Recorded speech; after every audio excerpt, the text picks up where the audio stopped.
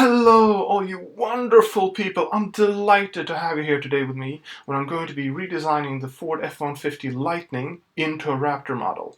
Starting off with what was formerly the grille, I paste a big Ford script in its place where it should be. I do a little experiment with making the side skirt darker to give a higher appearance, but decide it's too much later on.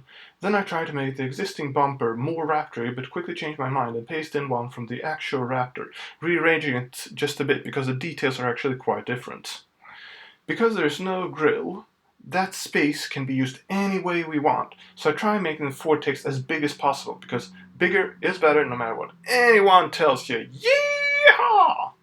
Now, from an engineering aerodynamic standpoint, this truck is yet to be completely foobar, but that's what the outrageous wheels are for. They are insane, but cool. Seriously though, I did go a bit overboard with them just for the dramatic effect.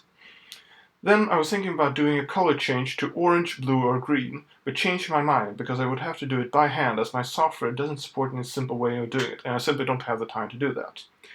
I thought it would be cool to accent the charge port as they usually try to hide it, and it would work on this aggressive truck design. Then, on the regular Raptor, there is a color accent air vent in that spot that I could pay homage to. I color changed the side view mirror thinking it would go well with the now decided orange color, which I changed my mind about later. But I keep the mirror that color as I have decided on theme of protrusions and details being color accented, such as the fender flares, bumpers, side view mirrors, and so forth. Because I pasted these components from different trucks, I color matched them at the end.